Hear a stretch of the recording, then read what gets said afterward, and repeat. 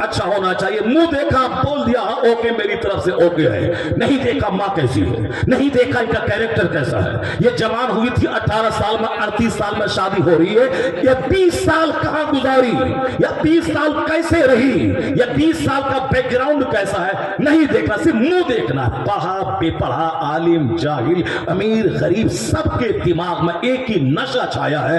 जब हुजूर से हट के जिएगा और हुजूर के पैगाम से हट के मनमाने ढंग से काम करेगा और ये बोलेगा कि मेरे घर में तलाक ना हो, मेरे घर में तकरार ना हो, मेरे घर में मुकदमा ना हो, मेरे घर में लड़ाई ना हो, खिलाफे पैगंबर कसे रह गुज़ीर कि हर किस का मंजिल लकाहत रसीद, मुस्तफा के खिलाफ जो करेगा कयामत तक कभी भी मंजिल मकसूद पर नहीं पहुंचेगा। अल्लाह ने सारा सुकून मुस्तफा की गुलामी में रखा है। मुस्तफा की बात मान के घर में जिंदगी गुजार तो वह घर तेरे लिए जन्नत का टुकड़ा बन जाएगा।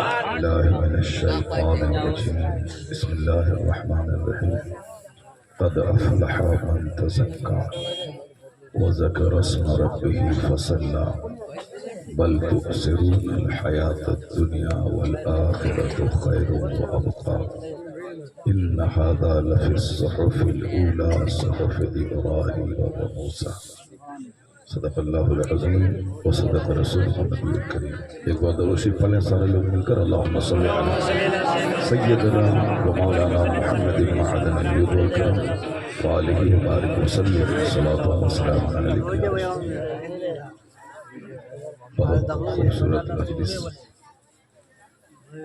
اور خوبصورت بن جائے گی اگر تھوڑی دیر آپ بیٹھ کر اس فقیر کو بھی سماعت کر لیں۔ جلسے روز ہوتے ہیں، کبھی کبھی اس طرح کی برکتیں دل سے دیکھنے کو ملتی ہیں۔ شہباز بھائی نے بہت اچھی اور خوبصورت نعت پاک سنائی اور بڑا اچھا کلام سنایا۔ نعت پاک سننے سے دل تھوڑا زندہ ہوتا ہے اور دل کی بیماری نہیں ہوتی ہے۔ اگر یقین نہیں آئے تو اپنے دروازے پہ 2 پودا لگائیں۔ ایک پودا کے پاس روزانہ آپ نعت شریف گنگنائیں اور دوسرے کے پاس آپ نہیں گنگنائیں۔ ایک کے پاس قرآن شریف کی چند آیتیں پڑھ دیں اور دوسرے پودے کے پاس آپ نہیں پڑھیں۔ 40 دن کے بعد آپ دیکھیں گے کہ دونوں پودوں میں سے وہ پودا زیادہ ہرا بھرا اور تر و تازہ ہے جس کے پاس نعت پڑھی گئی یا جس کے پاس قرآن پاک کی تلاوت کی گئی۔ اس کا مطلب یہ نکلا کہ پودے بھی اللہ کے ذکر سے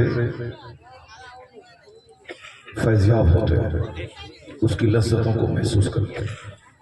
تو انسان تو اشرف المخلوقات ہے۔ مائک والا کھڑ گیا، ایکو کم کرو اور آواز تھوڑی تیز کرو، ایکو کم کرو اور آواز تھوڑی تیز کرو۔ آپ لوگ چلے جائیے گا، صرف قرآن شریف کی ایک آیت اور حضور کی ایک حدیث، کم سے کم 2 باتیں، چاہے 2-4 منٹ میں ہو یا 10-20 منٹ میں ہو، ان دونوں باتوں کو سن کے آپ جائیے گا۔ قرآن کی صرف ایک بات اور ایک بات حضور کی، یہ دونوں آپ سنیں، اس کے بعد پھر آپ کی مرضی ہے، آپ چلے جائیں۔ وعدہ ہے آپ کا، سنیں گے؟ ہاں، کیونکہ آج کل دین اسلام کی بات سنانے کے لیے خوشامد کرنی پڑتی۔ پہلے لوگ آتے تھے کہ ہمیں دین سکھائیے، ہمیں جنت جانے کا راستہ بتائیے، لیکن اب زبردستی لوگوں پہ دین تھوپا جاتا ہے، سننے والا کوئی نہیں۔ نعت شریف سننے کے لیے سب نوجوان چلے آتے ہیں اور قرآن حدیث سننے کے لیے کوئی نہیں آتا۔ یہی وجہ ہے کہ نعت سننے کے بعد تھوڑا سا ان کو مزہ ملتا ہے، لیکن ان کی زندگی میں کوئی تبدیلی نہیں آتی ہے۔ اس لیے نہیں آتی ہے کہ تبدیلی تو اللہ کے رسول کے کلام سے آتی ہے، اور اس کو ہی نہیں سنے گا تو سننے والا بھی سوکھا رہ جاتا ہے اور سنانے والا بھی سوکھا رہتا ہے، سوکھا دونوں سوکھا رہ جاتا ہے۔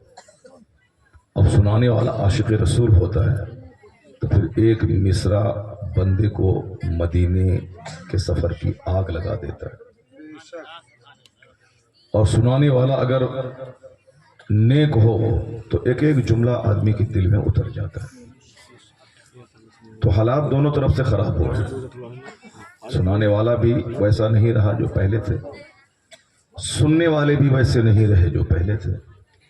پہلے 3 دن کا جلسہ ہوتا تھا, دن میں بھی تقریر ہوتی تھی. ہم نے بچپن میں وہ دن بھی دیکھا ہے.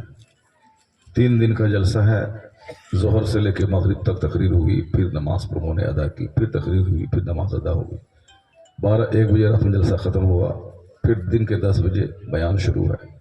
ہندوستان کے بڑے بڑے علماء آتے تھے, پبلک ٹھاٹھے مارتے ہوئے سیلاب کی طرح آتی تھی.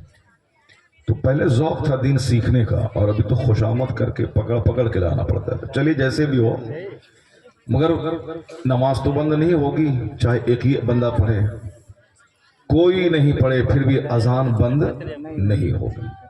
قیامت آ جائے گی مگر اذان بند نہیں ہوگی. چاہے دشمن حکومت بن جائے, چاہے ہمارے ہی گاؤں کے سارے لوگ نماز پڑھنا چھوڑ دیں, مگر امام اور مؤذن تو مسجد میں رہیں گے. اذان ہوگی اور جمعہ کی نماز بھی ہوگی, تقریر بھی ہوگی. جمعہ کے دن خطبہ ہوگا 5 منٹ کا, ان اللہ یامر بالعدل والاحسان. چاہے ایک بھی بندہ سدھرے نہ سدھرے, تقریر بند نہیں ہوگی, اذان بند نہیں ہوگی, چونکہ یہ ضروری ہے. اس لیے لوگ سمجھیں نہ سمجھیں مگر جلسہ بھی بند نہیں ہوگا. یہ دین کا کام ہے, ہوتا رہے گا. کسی کی گردن میں چادر ڈال کے نمازی بنانا یہ نہ کسی مولانا پہ ضروری ہے, اور یہ کام نہ کسی نبی پہ فرض تھا.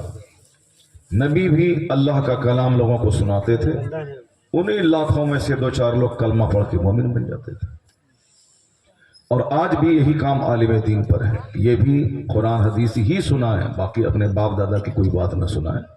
جب قرآن پڑھ کے بندہ نہیں سنبھلے گا تو دنیا میں قرآن سے بڑھ کر کون سا کلام ہے جسے پڑھنے کے بعد بندہ سنبھل سکتا ہے.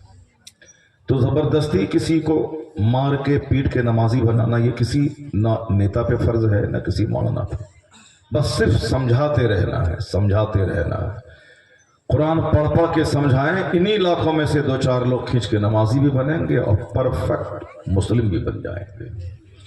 اسی کی صورت ہے محفل میلاد میں خطاب, جمعہ کا خطاب, عیدین کا خطاب, جلسہ و جلوس کا خطاب. اب رہی بات سسٹم سے کوئی کام ہوتا ہے تو اس کا فائدہ تھوڑا زیادہ ہوتا ہے, اور سسٹم کے ہٹ کے کوئی کام ہوتا ہے تو اس کا فائدہ بگڑ جاتا ہے. جیسے ایک شوہر اپنی بیوی کو کہتا ہے کہ تم نماز پڑھو, اور وہ نماز نہیں پڑھتی ہے. یہ بولے گا گھر میرا, زمین میری, مہر کی رقم میری, پیسہ میرا, تمہارے بدن کی ساڑی میری, تمہارے ہاتھ کی چوڑی میری, تمہارے پاؤں کی چپل میری, جس گھر میں رہتی ہو وہ گھر میرا. پھر میری بات کیوں نہیں مانو گے تم؟ مار کے ٹھیک کر دیں گے, نمازی بنا دیں گے. سب کچھ تو میرا ہے, تینوں ٹائم کھانا میرے یہاں کھاتی ہو, میں پسینہ بہاتا ہوں, میں ہل چلاتا ہوں, میں باہر میں ٹھیلا چلاتا ہوں, گھر میرا ہے, سب کچھ میرا ہے. تو نماز کیوں نہیں پڑھے گی؟ تم نے کیوں نہیں بنے گی؟ اگر نہیں بنے گی تو مار کے کھال کھینچ لیں گے. اگر مارنے سے ہی یہ کام ہو جاتا تو جتنے بھی شوہر ہیں سب کی بیویاں نمازی ہو جاتی. مارنے سے کام نہیں چلتا ہے. کام کیسے چلتا ہے؟ آپ شوہر ہیں تو کیا ہوگا, صرف اچھی باتوں سے کام چلتا ہے, صبر سے کام چلتا ہے. اور انہیں نمازی بنانے سے پہلے شوہر خود نمازی بن جائے تو جو کام لاٹھی اور ڈنڈے سے نہیں نکل پاتا ہے وہ کام صرف شوہر کے کیریکٹر کو دیکھ کر نکل آتا ہے. تو شوہر کا کردار, اچھی بات ہے, الکلمۃ الطیبۃ صدقۃ, اچھی بات بولنا یہ صدقہ ہے. اچھی بات سے تو پتھر بھی پگھل جاتا ہے, اچھی بات سے شریر قسم کے جانور بھی فرمانبردار ہو جاتے ہیں. اب گھر کیسے سنبھلتا ہے؟ چونکہ حضور ہمارے لیے ماڈل ہیں, اقال اسلام پوری کائنات کے لیے ماڈل ہے اور آئیڈیل ہے. یہی وجہ ہے کہ سب سے زیادہ مؤثر بات مصطفیٰ کی ہوتی, اور سب سے زیادہ حضور کا جو کیریکٹر ہے وہ پوری دنیا میں سب پہ حاوی اور غالب ہے. یورپ کے دانشور بھی کیوں کہتے ہیں کہ I cannot find any other man in history like محمد, میں پورے مانو اتہاس میں مصطفیٰ کا جواب نہیں پاتا ہوں. جنہوں نے کلمہ نہیں پڑھا ہے مگر حضور کو انہوں نے پڑھا ہے, حضور کی سیرت پڑھا ہے, حضور کی بایوگرافی پڑھا ہے, سرکار کی مقدس زندگی کو پڑھا ہے. اس لیے وہ عقیدت والے جملے کہنے سے اپنے آپ کو روک نہیں سکتا ہے. اب کیسے نہیں، ذرا ان کا اسٹیٹمنٹ سنیے، وہ حضور کو کیسے لاجواب کہتے ہیں۔ ہم لوگ تو نعت سننے کے بعد مصطفیٰ کو لاجواب کہتے ہیں اور سنتے ہیں، لیکن جو کرسچن کافر ہے جو کلمہ نہیں پڑھا ہے وہ کیسے لڑکا اے بندر، دیکھیے اس سر پہ ٹوپی بھی نہیں ہو سکتی۔ ذرا غور کیجئے کیسا سماج ہو گیا۔ جلسہ جلوس ہے، قوالی کی محفل تو نہیں ہے، جلسے میں نعت ہوگی یا تقریر ہوگی، نہ ہوگی اور کچھ تو نہیں ہوگا۔ جب نعت ہوگی تقریر ہوگی تو کیسے بچے ہمارے ہیں جو ننگے سر محفل میں کے بیٹھ گئے۔ کم سے کم اتنا تو خیال کرنا چاہیے کہ ادب اور ڈسپلن بہت بڑی چیز ہے۔ بہت بے شمار لوگ ہیں جو ننگے سر ہیں، صرف اسی لیے کہ بس گٹکا کھاتے کھاتے آگے محفل میں بیٹھ گئے اور نعت سنی اور بھاگ گئے، کیونکہ وہ جانتا ہی نہیں کہ دین سکھ نام پر ضروری ہے، چاہے جیسے جییں مگر جینا ہے، مر جانا ہے، اور کیا کرنا ہے۔ جینے کی کلا آج ہندو لوگ سیکھتے ہیں۔ روی شنکر کا نام نہیں سنا ہوگا آپ نے، بہت بڑا ان کا پروچن دینے والا ہے، بہت بڑا ان کا دھرم گرو ہے۔ لاکھوں لوگ محفل میں بیٹھ کے ان کی تقریر سنتے ہیں۔ جو لوگ 72 گھنٹے تک صرف ایک ہی بات رٹتا رہتا تھا، جانتے ہیں آپ میں کیا بولنا چاہ رہا ہوں؟ جو 72 گھنٹے تک ایک ہی بات رٹتا تھا، 72 گھنٹے تک، اور آج بھی کہیں ہوتا ہے 70 گھنٹہ 72 گھنٹے تک ایک ہی بات رٹتے رہنا ہے، اسی کو چاہے گانے کے طرز پہ پڑھنا ہے یا قوالی کے طرز پہ پڑھنا، جیسے ہو اسی ایک چیز کو رٹتے رہنا ہے، جھال بجانا ہے۔ تو جھال بجانے والا ابھی 1 لاکھ کی محفل میں بیٹھ کر روی شنکر سے پروچن سنتا ہے کہ تم یہ بتاؤ کہ میں ایک اچھی زندگی کیسے گزاروں۔ جینے کی کلا، اس کا وہ بتاتے ہیں آرٹ آف لیونگ، یعنی جینے کی کلا۔ ہم پیدا ہوئے روزانہ کھا رہے ہیں، شادی بیاہ کیا، 5 بچہ پیدا کیا، بوڑھا ہوئے، مر گئے، چلا گیا۔ تو کھانا پینا یہ کام تو جانور بھی کرتا ہے، اس کے بھی 10-20 بچے ہوتے ہیں، ہم سے زیادہ کھانا جانور کھاتا ہے، ہم سے زیادہ بچے جانور پیدا کرتے ہیں۔ ہم لوگ تو 10-20 سال میں 4 بچے پیدا کرتے ہیں، جانور تو ہر سال 10-10 بچے پیدا کرتا ہے، جیسے کتوں کے بچے، سور کے بچے، بکری کے بچے دیکھ سکتے ہیں۔ تو خالی پیدا کھانا اور سونا، بچہ پیدا کرنا، مر جانا، یہ کام تو جانوروں کا ہے۔ انسان اشرف المخلوقات ہے۔ اشرف المخلوقات اس معنی کر ہے کہ اس کا کھانا جانوروں سے الگ تھلگ، اس کا رہنا سہنا جانوروں سے الگ تھلگ، ایک کامیاب اچھی زندگی گزارنا، یہی جیون کا سب سے بڑا ادیش ہے۔ تو آج ہم لوگ جس بات کو 1400 سال سے دنیا والوں کو بتا رہے ہیں، یہی باتیں ہم سے چھین کر کے وہ آج بتا رہے ہیں۔ تو ان کے لوگ جو محفل میں رہتے ہیں، سننے والے ڈی ایم ہوتے ہیں، ایس پی ہوتے ہیں، ٹیچر ہوتے ہیں، پروفیسر ہوتے ہیں، تو پھر 15-20 سال پڑھنے کے بعد یہ روی شنکر سے کیا سننے کے لیے بیٹھا ہے محفل میں؟ میٹرک 10 سال میں بچے پڑھتے ہیں، تب وہ میٹریکولیشن کا ایگزام دیتا ہے۔ انٹرمیڈیٹ میں 2 سال لگتے ہیں، گریجویشن میں 3 سال لگتے ہیں، پوسٹ گریجویشن میں 2 سال لگتے ہیں، اور پی ایچ ڈی کرنے میں 3-4 سال لگتے ہیں۔ اب آپ جوڑ لے کے 1 سے لے کے پی ایچ ڈی کرنے تک کتنے سال ہے؟ چونکہ میں نے بھی گریجویشن کیا، میں نے بھی پی جی کی ہے، میں نے بھی انٹرمیڈیٹ کیا ہے، کتنے لمبا سا لگتا ہے سب کچھ مجھ کو معلوم ہے۔ یعنی 25 سال ایک بندے کو لگ جاتا ہے ایم اے کرنے میں، آپ پی ایچ ڈی کرنے میں۔ اس کے بعد جب وہ سب کچھ جان ہی گیا ہے تو پھر وہ روی شنکر کی محفل میں بیٹھ کر ان سے وہ کیا سنتا ہے، کیا سیکھتا ہے؟ وہ کیا سیکھتا ہے؟ چونکہ جو جتنا زیادہ مطالعہ کرتا ہے اس کا سینہ اتنا کشادہ ہوتا ہے کہ وہ اپنے سے بڑوں سے اچھی باتیں سننا چاہتا ہے۔ وہ پڑھنا اور ہے اور دوسروں کی زبان سے سننا اور ہے۔ یہی وجہ ہے کہ سننے سنانے کا ماحول مرتے دم تک رہتا ہے، اور یہ حدیث پاک میں بھی یہ بات آئی ہے۔ آقا علیہ السلام پر قرآن نازل ہوا ہے، ان سے بہتر کوئی قرآن نہیں پڑھ سکتا دنیا میں، مگر حضور نے عبداللہ ابن مسعود سے کہا کہ عبداللہ ابن مسعود تم مجھ کو قرآن سناؤ، اللہ الصمد، تم مجھ کو قرآن سناؤ۔ کہا حضور آپ سے بہتر قرآن کون پڑھے گا؟ قرآن تو آپ پر نازل ہوا ہے، آپ کو میں کیسے سناؤں؟ مگر حضور نے کیا کہا؟ میں تم سے سننا چاہتا ہوں، میں تم سے سننا چاہتا ہوں۔ عبداللہ ابن مسعود قرآن پاک پڑھنے لگے۔ تھوڑی دیر کے بعد حضور نے کہا کہ رک جاؤ، اشارہ کیا رک جاؤ۔ جب عبداللہ ابن مسعود رک گئے اور نگاہوں کو اٹھا کے دیکھا تو حضور کی آنکھوں سے آنسو کے قطرے بہ رہے تھے، سرکار کی آنکھوں سے آنسو کے قطرے بہ رہے تھے۔ خود جن پر قرآن نازل ہوا ہو اور وہ قرآن دوسروں سے سننے کے بعد آنسو بہا رہے ہیں، اس کا مطلب قرآن پاک ہے ہی وہ کلام جس کو آنسوؤں کے سائے میں سنا جائے۔ تو حضور نے کہا میں تم سے سننا چاہتا ہوں۔ تو 1000 حافظ قرآن رہے مگر محفل میں بیٹھ کر اپنے سے بڑوں سے سننا چاہتے ہیں. 1000 بندہ پڑھا لکھا آدمی رہے مگر وہ دوسروں سے سننے کے بعد ان کا دل پسیج جاتا ہے, نرم ہوتا ہے. بولنے میں تو آدمی کی پوری توجہ بولنے پہ ہوتی ہے لیکن سننے میں پورا فوکس سر سے لے کے پاؤں تک سارا پارٹس اس کی طرف دھیان کیندرت کر دیتا ہے. وہ زیادہ امپریسو ہوتی ہے وہ بات, یعنی جو بات کہنے سے نہیں سننے کے بعد آدمی اثر انداز ہو جاتا ہے. یہی وجہ ہے کہ نصیحت کرنا سرکار دو جہاں کی بات آج بھی سماج بدل دیتی ہے, آج بھی آدمی کی زندگی میں انقلاب برپا کر دیتی. ایک حدیث پاک آدمی کی زندگی میں یو ٹرن لے آتی, چونکہ حضور کی ساری باتیں میچلیس ہیں, لاجواب ہیں.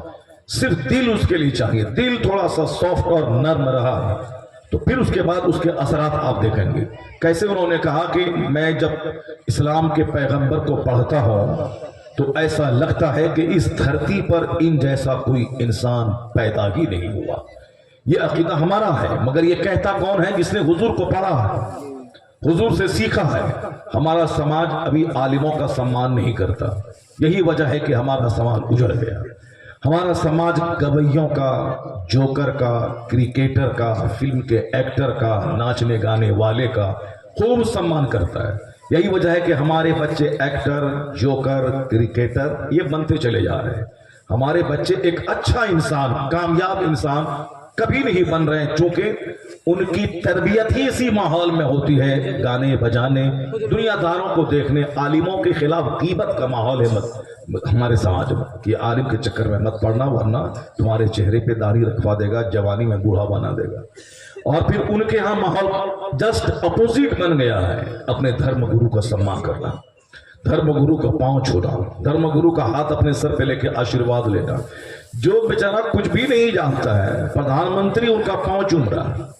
ابھی صاحب ایودھیا میں جتنے بھی پنڈت لوگ ہیں سارے پنڈت کو, اتر پردیش کا آدتیہ جوگی ناتھ جب وہ جاتے ہیں تو پنڈتوں, وہ خود پنڈت ہے مگر دوسرے پنڈت کا پیر چھوتا ہے. پردھان منتری جبکہ وہ خود بہت بڑا ہندو مذہب کا ایک بہت بڑا جھنڈا اٹھانے والا ہے, وہ دوسرے شنکراچاریہ کا پیر چھوتا ہے, ان کا ہاتھ اپنے سر پہ رکھتا ہے. اس کا مطلب ہے کہ ڈسپلین بہت بڑی چیز ہے اور یہ چیز ہم سے کافروں نے لے لیا. باپ کا ادب آپ نے دیکھا ہوگا, غیر مسلم کے بچے اپنے باپ کا پاؤں چومتے ہیں. اکثر سماج میں آپ دیکھے ہوں گے, مگر ہمارے بچے ماں باپ کو ترچھی نگاہ سے دیکھتے ہیں.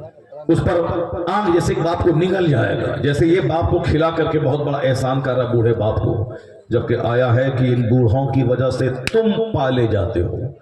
یہ احسان مت جتاؤ کہ بوڑھے کو میں پال رہا ہوں, بلکہ اگر بوڑھے کا خیال نہ ہو, بے زبان جانور کا خیال نہ ہو تو اللہ آسمان سے بارش نہ برسائے.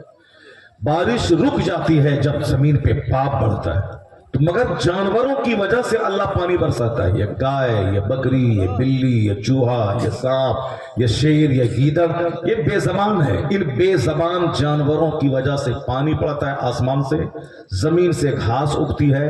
ان جانوروں کے صدقے میں یہ پاپی انسان پالے جاتے ہیں. یہ آیا ہے کہ ورنہ اس انسان کو تڑپا تڑپا کے مار دیا جائے جو اللہ کی زمین پہ رہ کے کام سارا شیطان کا کرے, اللہ کی روزی کھا کے اللہ کے دشمن کی مرضی کے مطابق وہ جیے, اللہ کی دی ہوئی ہوا میں سانس لے کے شیطان کی پیروی کرے, اسے تو اللہ تڑپا تڑپا کے مار دیتا.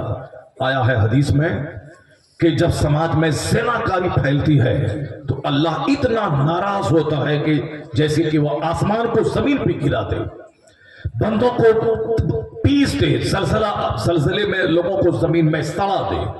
لیکن چونکہ اللہ حلم والا حلیم ہے, اللہ حلم سے کام لیتا ہے. حلم کا مطلب صبر سے کام لیتا ہے.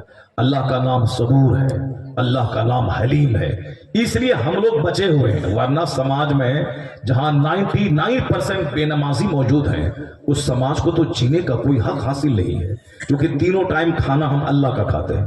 ہمارے اندر جو سانس لیتے ہیں, آکسیجن جاتی ہے, یہ اللہ کی دی ہوئی آکسیجن ہے. صرف اللہ 1 گھنٹہ کے لیے ہوا کو روک دے, 200 کروڑ لوگ دنیا کے بغیر پانی کے مچھلی کی طرح تڑپ تڑپ کے مر جائیں گے.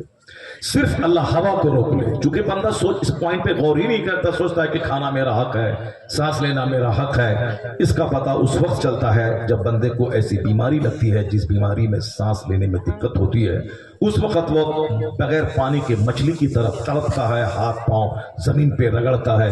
اس وقت سمجھتا ہے کہ سانس لینا کتنی بڑی نعمت تھی, جس نعمت کو میں نے بھلا دیا, اور اب اسی آکسیجن کے لیے میں ترس رہا ہوں کہ کاش سانس لے سکوں. نہیں لے پاتا ہے, مر جاتا ہے. ساری نعمت اللہ کی, زمین اللہ کی, آسمان اللہ کا, سورج و چاند اللہ کے, پانی اللہ کی نعمت, ہوا اللہ کی نعمت, آگ اللہ کی نعمت. لیکن یہ بندہ جیتا کیسے ہے جبکہ 100% کو نمازی بننا چاہیے. جس رب نے مجھ کو روزی دیا اس رب کو مجھ سجدہ کرنا ہے. فجر کی نماز ہے, رات بھر کی نعمتوں کا شکرانہ ہے کہ رات بھر اللہ نے مجھے نیند لینے کا شاندار موقع عطا کیا. اب صبح اٹھ کر سب سے پہلا کام اللہ کی عبادت, جس رب نے مجھے رات کی گہری نیند عطا کی. اب پچھلے دن جو میں نے کام کیا تھا ساری تھکاوٹ کو میں بھول گیا.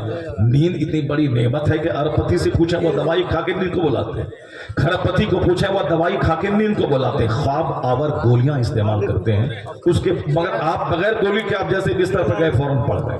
اور نیند ہر بیماری کا علاج ہے. آج دنیا میں کینسر بڑھ گیا یہ نیند کی کمی کی وجہ سے. آج دنیا میں شوگر لیول بڑھ گیا نیند کی کمی کی وجہ سے. دنیا میں بلڈ پریشر ہائی کا مرض بڑھ گیا نیند کی کمی کی وجہ سے. دنیا میں صاحب بہت کولیسٹرول بڑھ گیا نیند کی کمی کی وجہ سے. یہ ساری بیماریاں ہیں. نیند اللہ کی بہت بڑی نعمت ہے. لاکھوں کروڑوں روپے کی دوائیاں ایک طرف, نیند ایک طرف. ہم نے بغیر کسی دوائی کے بستر پہ میں گیا, نیند فوراً آ گئی. جب نیند آ گئی بغیر دوائی کے, جس نیند کو بلانے کے لیے لاکھوں کی دوائیاں استعمال کی جا رہی ہے, تو اس کا کیا شکر ہے اس نیند کا. یہی کہ صبح اٹھتے اٹھتے گالی دینے لگے ہیں. یہی اس نعمت کا بدلہ یہی ہے کہ صبح اٹھ کر کے سیدھے سنیما ہال چلے جائیں. صبح اٹھنے کے بعد سیدھے LED ٹی وی پر گندی فلمیں دیکھنے لگے ہیں. صبح اٹھ کے دوسروں سے لڑائی جھگڑا کرنے لگے. نہیں, عقل مندی کا تقاضا یہ ہے کہ رات بھر جس اللہ نے گہری نیند مجھ کو دی ہے, تو عقل کا تقاضا ہے کہ اٹھنے کے بعد سب سے پہلا کام نہ کھیت نہ کھلیان نہ دکان, سب سے پہلا کام جس رب نے مجھ کو 8 گھنٹے کی گہری نیند دے کر احسان کیا ہے, سب سے پہلا کام اس رب اعلیٰ کو سجدہ کرنا ہے. عقل مندی کا تقاضا ہی. بھاگے سارے لوگ بھاگ جائیے, اناؤنسر بھاگ گئے, سب لوگ بھاگ گئے. اب ہم رہیے اور آپ رہیے, جلسہ کروا رہے ہیں جو گھچڑ مچڑ کر رہے ہیں 1 بجے رات تک. اور جو مہمان باہر کے آئے ہیں اس کو جب سارے لوگ تھک کے چور ہو جائیں اس کو اب 1 بجے رات میں دیجیے اور بولے کہ جلسہ ہمارا فلاپ ہو گیا. جلسہ صرف 2 روپیہ چندہ کرنے کے لیے ہوتا ہے. اسی لیے اب کیسے انجینئر آئیں, کیسے ڈاکٹر آئیں, کیسے اسکول کے ٹیچر آئیں, اس کو اسکول میں جانا ہے, کل نوکری کرنی ہے, اس کو اپنے کام پہ جانا ہے, پھر کیسے وہ آئے. جلسے کا سسٹم بدلنا ہوگا. وہاں جو SP اور MLA اور DM آتے ہیں روی شنکر کے یہاں 1-1 لاکھ لوگ, وہ لوگ رات بھر کا جلسہ نہیں کرتے ہیں. وہ لوگ اپنا سارا جلسہ دن میں کرتے ہیں اور سب چھٹی کے دن کرتے ہیں. اس لیے ڈاکٹر, انجینئر, پروفیسر صاحب, منتری سب اس کی محفل میں آ گئے. اگر رات میں بھی کرتے ہیں تو 10 بجے محفل ختم ہو جاتی ہے. جس طرح بمبئی میں 1-1 لاکھ مسلمان جمع ہوتے ہیں جلسے میں, اور 10 بجے 10:30 بجے محفل ختم ہو گئی, سب لوگ سن کے اپنا چلے گئے. اس طرح کا جلسہ اگر ڈیلی ہو تو ڈیلی لوگ آئیں. یہاں سال میں 1 بار محفل ہوتی ہے, اور اس محفل میں بھی رات کے 12-1 بجے تک چندہ ہوتا ہے. اور جب لوگ تھک کے چور ہو جائیں اس وقت میں دین سکھانے کے لیے کسی مولوی کو لایا جاتا ہے. اب جلسے کی برکتیں اسی لیے ختم ہو گئی چونکہ مقصد ہی صحیح, ارادہ ہی ٹھیک نہیں ہوتا. ارادہ دین سمجھانا, دین سکھانا, لوگوں تک دین کا پیغام پہنچانا, یہ تو ارادہ ہوتا نہیں. ارادہ ہوتا ہے مسجد کی تعمیر کرنا. مسجد کی تعمیر سے بڑا فرض ہے دین سیکھنا. مسجد بنا دیا میں نے 50 کروڑ کا, اس کے بعد دیکھیے کتنے نمازی اس مسجد میں ہیں. کیا فائدہ ہے اس مسجد کی تعمیر کا. مسجد تو بانس کا کھوٹا گاڑ کے اوپر پھوس کی چھت دے دیں. اگر وہ مسجد نمازیوں سے بھری ہے تو 50 کھرب روپے کی ایئر کنڈیشن مسجدوں سے وہ مسجد بہتر ہے جس مسجد کا پیٹ نمازیوں سے بھرا ہوا ہے. مقصد ہے نماز, تو یہاں لوگوں نے موچ کا مدعا بنا دیا مسجد کی تعمیر. اس کی مسجد میں مینار 100 فٹ کی ہے تو ہمارے یہاں بھی ہونا چاہیے. ان کی مسجد میں گرینائٹ اور ماربل لگ گیا, ہمارے یہاں بھی لگنا چاہیے. ان کی مسجد میں وضو خانہ اور گیزر ہے تو ہمارے یہاں بھی گیزر لگنا چاہیے. صرف نام نمود کے مسجدوں کی تعمیر ہوتی ہے. इसलिए नमाजी नहीं है, उसकी बरकत खत्म हो गई। क़यामत की निशानी मुस्तफ़ा ने बताई है, आखिर ज़माने में लोग मस्जिदों पे घमंड करेंगे और मस्जिदों पे इतराएंगे। नमाज नहीं, मस्जिद किस काम के लिए बनी है वो काम नहीं करेंगे लोग, बल्कि मस्जिद की इमारतों को अपने घमंड का इशू बनाएंगे। मेरा गांव, मेरा मोहल्ला, मेरे मोहल्ले में 5 करोड़ की मस्जिद, वहाँ गीजर है, वहाँ एसी है, वहाँ कारपेट है। तो मस्जिद एसी और कारपेट का मुकाबला की चीज नहीं, वो तो सजदे की जगह है। मगर सजदा ही लोग नहीं करेंगे, बल्कि वो मीनार और ग्रेनाइट पे घमंड करेंगे कि कौन है इस पूरे इलाके में जो मेरे गांव की तरफ मस्जिद तामीर करके दिखला दे। एक तो घमंड करना ऐसे ही बुरा है, और मस्जिद पे घमंड करना, मस्जिद पे इतराना। सबसे अच्छी बस्ती है वो जिस बस्ती के 100% लोग नमाजी रहे, मर्द भी नमाजी हो, औरतें भी नमाजी हो। रहे टूटी मस्जिद, रहे जमीन कीचड़ वाली, कि सजदा करें उस पे तो नाक और पेशानी में मिट्टी लग जाए, वह उस मार्बल वाली मस्जिद से बेहतर है जिस मस्जिद में मिट्टी हो मगर नमाजियों से वह मस्जिद 5 वक्त भरी रहती हो। मस्जिद नबी शरीफ में बारिश होती थी तो जमीन पे कीचड़ हो जाती थी, और दुनिया के सबसे बड़े नमाजी महबूब परवरदिगार अहमद मुख्तार आका अलैहिस्सलाम उसी कीचड़ पे सजदा करते थे, तो सजदे में मिट्टी पेशानी पे लग जाती थी, नाक में लग जाती थी, और सहाबा कराम उसी मिट्टी पे सजदा करते थे। अबू तुराब, मौला अली का जो है लक़ब अबू तुराब, वो उसी मस्जिद नबवी में वो घर से आए थे और लेट गए थे। उसमें लेट गए थे तो पीठ में पूरी मिट्टी ही मिट्टी लग गई थी। हुजूर आए, कहा या कुम या अबा तुराब, यानी ऐ मिट्टी वाले उठ जाओ। मौला अली उठ गए और हुजूर ने क्या कहा, ऐ मिट्टी वाले, चूंकि पीठ में पूरी मिट्टी लग गई थी। ये टाइटल मुस्तफ़ा ने जो दिया उनको इतना ज्यादा पसंदीदा टाइटल उनको लगा कि अब मौला अली सारी जिंदगी अबू तुराब कहलाने लगे, और जब कोई अबू तुराब यानी मिट्टी वाला कहता था तो मौला अली बहुत खुश होते थे, क्योंकि ये टाइटल मुस्तफ़ा का दिया हुआ था, या अबा तुराब, अबू मिट्टी वाले। तो अब वह मस्जिद मिट्टी वाली थी। नमाजी कौन थे? सिद्दीक़ अकबर। नमाजी कौन थे? उमर इब्न खत्ताब। नमाजी थे उस्मान इब्न अफ़्फ़ान। नमाजी थे अली इब्न तालिब। नमाजी उस मस्जिद में थे हसन और हुसैन। तो मस्जिद मिट्टी की रहे, नमाजी सॉलिड रहे, नमाजी रहे मार्बल जैसा, नमाजी रहे ग्रेनाइट जैसा, नमाजी रहे संगमरमर जैसा। मस्जिद रहे मिट्टी की, नमाजी अगर मार्बल जैसा है तो 24 घंटे उसके गांव में शैतान की आमद नहीं होती है, आसमान से रहमतों की बारिश होती है, फरिश्तों की आमद। सुभान अल्लाह, सुभान अल्लाह। तो जिस गांव में जितना कम गुनाह होता हो उस गांव में उतने ही फरिश्तों की आमद होगी, और जिस गांव में जितना ज्यादा पाप होता हो फरिश्ते उस गांव को छोड़ देते हैं। और फरिश्तों की मदद इस कदर हमारी जरूरत है कि उसके बगैर ना कोई फतह मिल सकती है, उसके बगैर ना बरकत आ सकती है, उसके बगैर ना चेहरे पे नूर आ सकता है, उसके बगैर ना औलाद में बरकतें आ सकती हैं। हमारा सारा काम फरिश्तों की वजह से चलता है, इसलिए कि फरिश्ते को अल्लाह ने सिर्फ इबादत के लिए पैदा किया है, अब मोमिनों की मग़फ़िरत की दुआ के लिए पैदा किया है। मोमिन के दोनों कांधे पे फरिश्ते रहते हैं, वो हमारी बदी होने के लिखते रहते हैं। कुछ फरिश्ते ऐसे हैं जो जमीन में गश्त करते रहते हैं और ढूंढते रहते हैं कहां अल्लाह के चंद बंदे बैठकर अल्लाह का जिक्र करते हैं, उस महफिल को तलाश करते हैं। उस गरोहे मलाइका का नाम है मलाइका सय्याहीन, यानी सियाहत करने वाले मलाइका जो ढूंढते हैं कि कहां लोग बैठकर अल्लाह का जिक्र कर रहे हैं। फरिश्तों की ग़िज़ा है अल्लाह का जिक्र, फरिश्तों की राहतों का सबब है जिक्र की मजलिसें। वह ढूंढते रहते हैं फरिश्ते, लाखों करोड़ों की तादाद में फरिश्ते हैं जो रूए जमीन पर गश्त लगा के दीनी महफिल तलाश करते हैं, और जहां महफिल मिली तो वह कहते हैं हुलुम्मु, यानी ए फरिश्तों आओ आओ हमारा मकसद मिल गया। अब चारों तरफ से लाखों की तादाद में फरिश्ते घेर लेते हैं, महफिल में बैठते हैं, अल्लाह का जिक्र सुनते हैं और पूरी महफिल की रिपोर्ट अल्लाह की बारगाह में पेश करते हैं। अल्लाह कहता है मेरे फरिश्तों, मेरे बंदों को किस हालत में तुमने छोड़ा? फरिश्ते कहते हैं इलाही वो सब तेरा जिक्र कर रहे थे। अल्लाह कहता है क्या उन लोगों ने जिक्र के बाद मुझसे कुछ मांगा था? कहा इलाही, जिक्र करने के बाद वो तुझसे जन्नत मांग रहे थे। जन्नत को उन लोगों ने देखा है? कहा नहीं। अगर دیکھ لیں تو کہا اور طلب میں آگے بڑھ جائیں. کہا وہ لوگ کسی چیز سے پناہ مانگ رہے تھے تو فرشتے کہتے ہیں الہی ہاں تیرا ذکر کرنے کے بعد وہ لوگ جہنم کی آگ سے پناہ مانگ رہے تھے. اللہ کہتا ہے کیا میرے بندوں نے جہنم کی آگ کو دیکھا ہے؟ فرشتے کہتے ہیں نہیں. تو کہتے ہیں اگر دیکھ لیں تو کیا حال ہوگا؟ دیکھ لیں تو جہنم سے پناہ مانگنے میں اور آگے بڑھ جائیں. بخاری اور مسلم دونوں میں قرآن کے بعد جو سب سے بڑی معتبر کتاب ہے اس میں یہ حدیث پاک ایک لمبی حدیث کی صورت میں ہے جس کا سارانش میں نے پیش کیا. اخیر میں اللہ کہتا ہے فرشتوں جب وہ لوگ دور دراز سے چل کے آ کے ایک جگہ بیٹھ کے میرا ذکر کر رہے تھے اور جنت اور جہنم کو بغیر دیکھے وہ جنت مانگ رہے تھے اور جہنم سے پناہ مانگ رہے تھے، فرشتوں تم گواہ رہو کہ میں نے ان سبوں کو بخش دیا ہے. کہتے ہیں فرشتے الہی اس محفل میں چند لوگ تھے جو ذکر کرنے نہیں آئے تھے، دوسرے کام سے آئے وہاں بیٹھ گئے. اللہ کہتا ہے حدیث پاک کا آخری جملہ ہے مجھ کو یاد کرنے والے وہ خوش نصیب ہوتے ہیں کہ لا یشقا جلیسہم، یعنی مجھ کو یاد کرنے والے لوگ اتنے خوش نصیب ہوتے ہیں کہ جو ان کے پاس بیٹھ جائے وہ بھی بد نصیب نہیں ہوتا.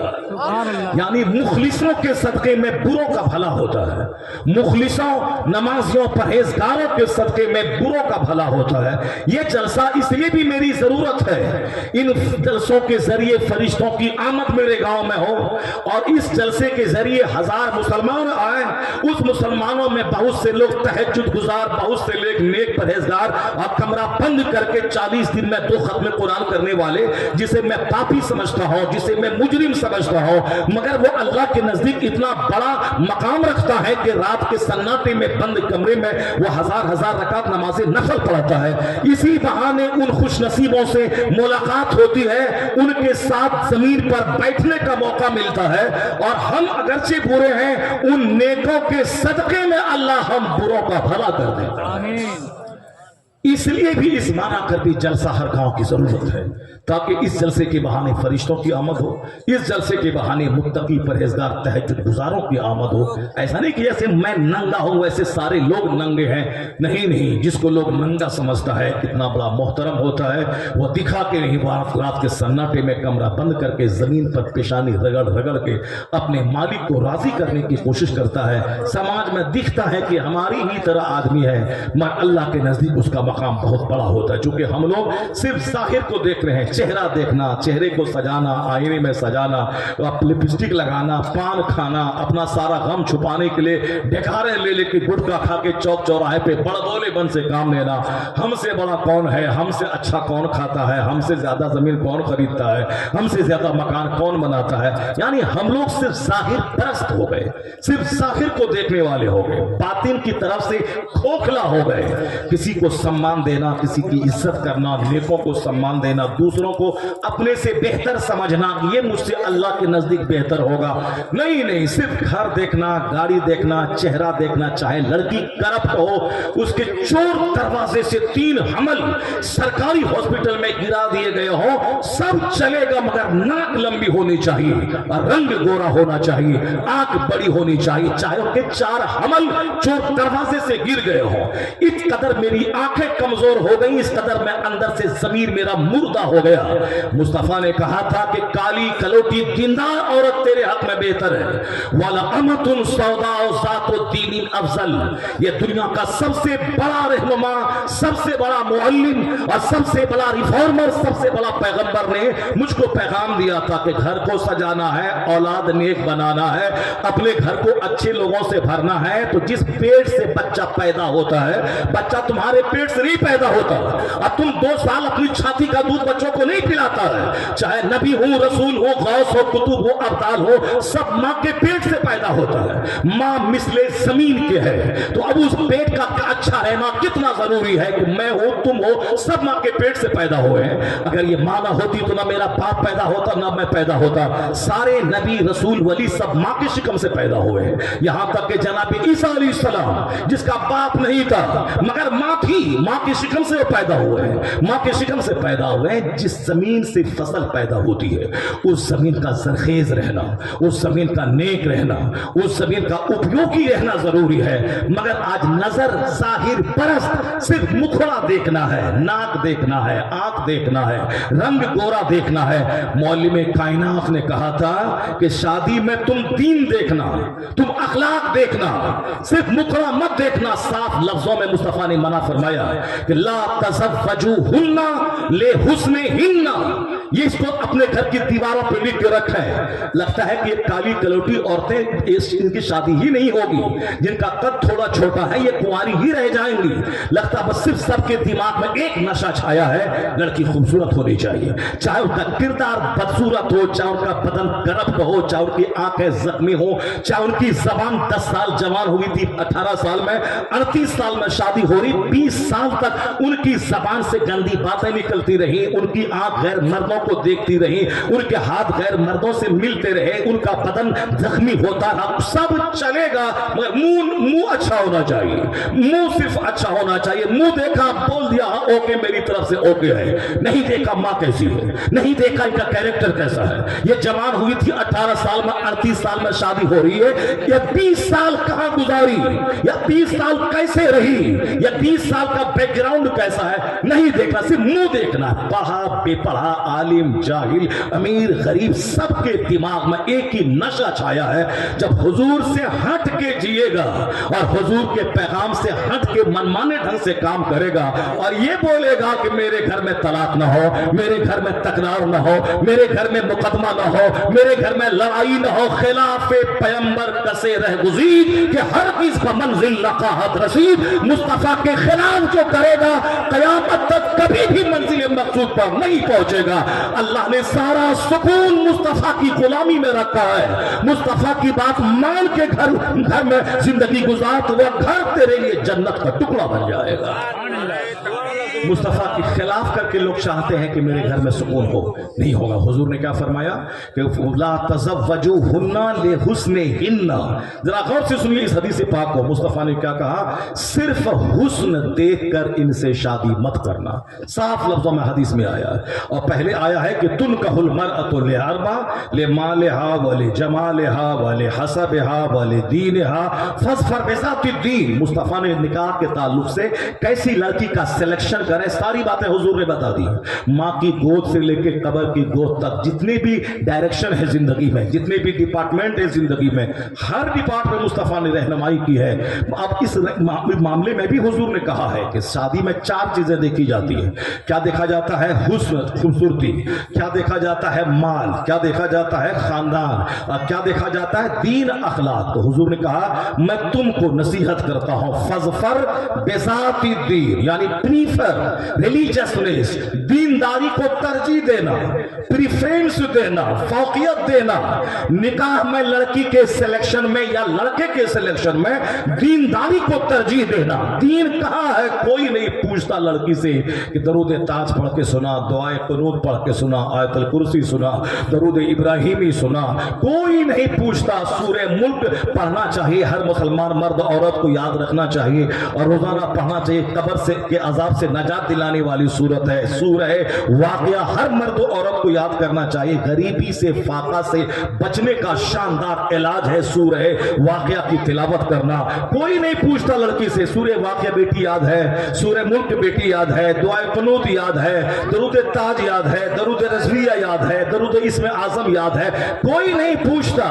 कोई पूछता भी है तो मैट्रिक करी कि नहीं करी, डीएलएड करी कि नहीं करी, टीचर बनी कि नहीं बनी, यही सब पूछता है। जब ये सब तुमने पूछा है और आज जब खेल खाता बिगड़ गया है तो फिर दौड़ के आता है तावीज लेने के लिए, फतवा लेने के लिए, इदारे शरिया, इमारत शरिया। सारा खेल तो तुमने बिगाड़ा। मुस्तफा ने कहा था दीनदारी को सिलेक्शन करना, मगर तुमने हुस्न का सिलेक्शन शुरू किया। और हुजूर ने साफ लफ्जों में दूसरी हदीस में मना किया कि सिर्फ हुस्न देख के शादी मत करना। ला तज़व्वजुहुन्ना ले हुस्निहिन्ना। यह हुस्न उसे मगरूर बना देगा, यह हुस्न उसे तबाह बर्बाद कर देगा। और जितनी भी जिस हुस्न को तरजीह दिया था, खेल कैसा बिगड़ जाता है। तुझसे ज्यादा खूबसूरत कोई लड़का मिला और किस तरह तुमसे दामन झटक के उनके साथ भाग जाती है। इसलिए भी मुस्तफा ने मना किया था कि हुस्न को सिर्फ तरजीह मत देना। हुस्न حسن کے ساتھ اگر دین ملا ہے، مال کے ساتھ اگر دین ملا ہے، خاندان کے ساتھ اگر دین ملا ہے، تو پھر یاد رکھنا وہ اپنے کالے کلوٹے شوہر کے ساتھ زندگی گزار لے گی اور کسی گورے کا چہرہ نہیں دیکھ کے بھاگے گی۔ اگر دین شامل رہا تو گھر اجڑے گا، تم 25 سال گھر سے باہر رہا، تیرا گھر سلامت، تیری بیوی سلامت، تیرے بچے سلامت۔ اگر تم نے مصطفیٰ سے ہٹ کے صرف نکھرا دیکھا، تو رہو سعودی عرب میں، تیرا گھر ہے، تیرا مال ہے، مگر نہ بیوی تیری ہے نہ تیرا بچہ تیرا ہے۔ صرف تو بول کہ میرا گھر ہے، نہیں ہے تیری بیوی بولے کہ تو سعودی عرب میرا پیسہ کما کے بھیج، 10 سال کے بعد آ رہا، سارا کام تیرا چل رہا ہے، بچے کا بھی کام چل رہا ہے، میرا بھی کام چل رہا ہے، گھر کا سارا کام چل رہا ہے۔ رہو اونٹ چراؤ تم، تیرے پیسے سے تیرے گھر میں ہوگی سیراکاری، تیرے پیسے سے تیرے سارے بچے ہوں گے بگڑیں گے اور برباد ہوں گے۔ تب جب گھر بگڑ جائے گا بولے گا ارے کیا کرے گا؟ مصطفیٰ نے کہا تھا کہ حسن کو ترجیح مت دینا، دین کو ترجیح دینا، اور تم دین کے ہٹ کے فیصلہ لیا، اب برباد نہ ہوگے تو کیا ہوگے؟ اگر مصطفیٰ کے کہنے کے مطابق اگر تم نے فیصلہ لیا ہوتا، تیرا دین سلامت، تیرا گھر سلامت، تیری بیوی سلامت، تیرے بچے سلامت، دنیا سلامت، آخرت سلامت رہے گی۔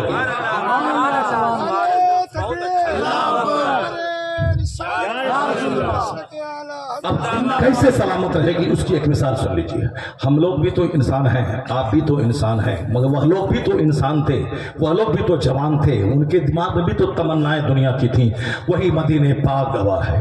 مدینہ پاک میں ایک نوجوان کی شادی ہوتی ہے، شادی کے بعد اسلام نے آواز دیا اسلام بچاؤ۔ نوجوان چند دن اپنی بیوی کے ساتھ گزارنے کے بعد وہ سرحد اسلام پہ چلا گیا۔ اب دشمنوں سے لڑنا ہے، چونکہ ہم لوگوں کو کھانا پینا ہے، مر جانا ہے، مگر جو اسلام کے لیے اینکسس ہے، فکر مند ہے، اس کو نماز بھی پڑھنی ہے، زکوٰۃ بھی دینا ہے، حج بھی کرنا ہے، اور ان ساری چیزوں سے بڑھ کر ایک جو جہاد ہے، جہاد ظلم مٹانا ہے، کفر مٹانا ہے، شرک مٹانا ہے۔ مال زکوٰۃ میں مال نکلتا ہے، نماز میں تھوڑا ٹائم لگتا ہے، حج میں تھوڑا پیسہ بھی لگتا ہے، ٹائم بھی لگتا ہے۔ جہاد آدمی اپنی گردن دے کے کرتا ہے، گردن کاٹتا ہے، اس لیے جہاد سب سے بڑا کارنامہ انجام دینا ہے۔ جہاد آج 1400 سال کے بعد جو ہم تک اسلام پہنچا ہے، ہمارے بے شمار شہداء نے اپنی گردنیں کٹائی ہیں، تب اسلام انڈیا میں آیا ہے، تب ہندوستان امریکہ گیا ہے، تب اسلام امریکہ چائنا پہنچا ہے۔ گردنوں کے کٹانے کے بعد، ساری رکاوٹوں کو دور کرنے کے بعد، اور جب تک آدمی گردن کٹانے کا جذبہ نہیں رکھے گا، عزت اور شان سے نہیں جی پائے گا۔ سارے کافر اس کو ڈراتے رہیں گا۔ جہاں یہ شیر کی طرح جب دوسروں پر پتھرنے کا جذبہ رکھا تو سارے گیدڑ بھاگیں گے۔ نہیں دیکھا امریکہ کو بڑا گھمنڈ تھا اور اسرائیل کو بڑا گھمنڈ تھا، مگر چند مٹھی بھر جوانوں نے اس کا غرور توڑنے کے لیے جب سرنگ سے اس کافر کے ملک پہ جب اٹیک کیا تو کافروں نے کہا تھا ارے یہ مٹھی بھر جوان کیا کرے گا، 3 دن میں غزہ مٹا دیں گے، ان نوجوانوں کو تباہ و برباد کر دیں گے۔ لیکن آج 3 مہینہ ہونے والا، اس کا کچھ بال بیکا نہ ہوا اور اسرائیل کی لاشوں کی لاشیں گرنے لگی۔ امریکہ اسرائیل نام کا کوئی ملک نہیں ہے، وہ تو امریکہ کی کالونی ہے، وہ امریکہ کی ناجائز اولاد ہے، اس لیے حملہ یہاں ہوتا ہے، امریکہ طلبتا ہے۔ امریکہ یہودیوں کو تو اللہ نے ذلیل اور رسوا کیا ہے، اس کو سلطنت کبھی نہیں ملے گی۔ یہودیوں کو کتنا ذلیل کیا، ہٹلر نے 60 لاکھ یہودیوں کو ذبح کر دیا، اب مٹھی بھر لوگوں کو بچا کے کشتی میں بیٹھا کے سمندر میں دھکیل دیا تاکہ مٹھی بھر لوگ زندہ رہیں، تاکہ میرے بعد لوگ یہ نہ بولیں کہ ہٹلر نے یہودیوں کو کاٹ کے ظلم کیا تھا۔ یہودیوں کی شرارت، ان کی بدتمیزی کو دیکھ کر لوگ کہیں کہ ہٹلر نے ٹھیک کیا تھا، کیونکہ یہودی شریر قوم، بدتینت قوم، نبیوں کی قاتل قوم، ولیوں کو ذبح کرنے والی قوم کا نام یہودی ہے۔ اور آج ساری دنیا دیکھ رہی ہے کہ ہٹلر نے 60 لاکھ یہودی کو قتل کیوں کیا تھا۔ ننھے بچوں، عورتوں، بیماروں، کینسر سے پیڑتوں، ہاسپٹل پہ حملہ، مریضوں پہ حملہ، عورتوں پہ حملہ، بچوں پہ حملہ۔ بدتمیز، اگر تیرے پاس طاقت ہے تو حماس کے نوجوانوں کو ڈھونڈ کے نکال، اس کے ساتھ تو جنگ کر، اس کو تو مار جو تیرے اوپر راکٹ داغا ہے۔ یہ بچیوں نے کیا بگاڑا ہے، یہ بچوں نے کیا بگاڑا ہے، یہ بیماروں نے کیا بگاڑا ہے، یہ عورتوں نے کیا بگاڑا ہے، یہ بوڑھوں نے کیا بگاڑا ہے، مگر چونکہ نوجوان کو تو کھوج نہیں سکا، اب اپنا غصہ ان عورتوں پہ نکال رہا ہے، عام لوگوں کو مار کے نکال رہا ہے۔ دنیا جان رہی ہے کہ کس قدر خبیث مردود قوم ہے یہ یہودی۔ اب لوگ کہتے ہیں کہ ہٹلر نے 60 لاکھ یہودی کو قتل اسی لیے کیا تھا کہ یہ ہے ہی اس قابل، اسے ذبح کر دیا جائے، اسے قتل کر دیا جائے۔ جو رحم و کرم کی بھیک مانگ کر فلسطین فلسطین کی زمین پہ آباد ہوا تھا، آج انہی کو گھر سے باہر نکال کے اس کی زمین پہ قبضہ کر کے وہ شان سے رہنا چاہتا ہے، رہنا چاہتا ہے، مگر معلوم ہے 3 دن کو جو مٹانے کا پلان دیکھا تھا آج 3 مہینہ ہونے والا ہے، اس نوجوانوں کا کچھ نہیں بگاڑ پایا ہے، بے قصور بچے اور بوڑھے اور بیمار مارے گئے ہیں۔ یہ بتا دیا ان نوجوانوں نے اگر تجھے ایٹم بم پر بھروسہ ہے، تجھے نیو ٹیکنالوجی پہ بھروسہ ہے، مجھے بھی قرآن حدیث اللہ رسول پہ بھروسہ ہے، تو اللہ پر بھروسہ رکھنے والا آج غالب آ رہا ہے، ایٹم بم پہ بھروسہ رکھنے والا مغلوب ہوتا چلا جا رہا ہے۔ اللہ رب العزت پر اعتماد یہی میری طاقت ہے، مصطفیٰ جان رحمت یہی میری طاقت ہے، قرآن پاک پر ایمان لانا یہی میرا ہتھیار ہے۔ جب تک ہم ان ہتھیاروں سے آراستہ تھے، دنیا میری تھی، حکومت میری تھی، جہاں قدم رکھ دیتے تھے وہاں کے سارے لیڈر زمین راستہ چھوڑ کر مجھے حکومت کرنے کے لیے آفر کرتے تھے۔ ایران پہ مسلمانوں کا قبضہ ہوا، روم پہ مسلمانوں کا قبضہ ہوا، مٹھی بھر محمد ابن قاسم چند ہزار کو لے کے ہندوستان کے سندھ آئے، راجہ طاہر کی 2.5 لاکھ سے زیادہ فوجوں سے ٹکرا گئے۔ اللہ نے ہمت دیکھا، حوصلہ دیکھا، عرب چھوڑ کے ہندوستان آنا دیکھا، فتح مبین نازل کی، یہ 23 لاکھ فوجی دھارا شاہی ہوئے اور مٹھی بھر جوان اس پہ غالب آ گئے، اور 1000 سال تک کے لیے ہندوستان کی زمین کلمہ پڑھنے والوں کے حوالے کر دی۔ اللہ ہمت دیکھ رہا ہے اور دیکھنا چاہتا، اللہ حوصلہ دیکھنا چاہتا۔ یہاں ساری ٹینڈنسی صرف کھانے پینے، اچھا کپڑا پہننے، گھر بنانے، بال بچوں کو پیسہ کمانے کے لائق بنانے اور مر جانے، اسی پر ساری توجہ ہماری مرتکز ہو گئی۔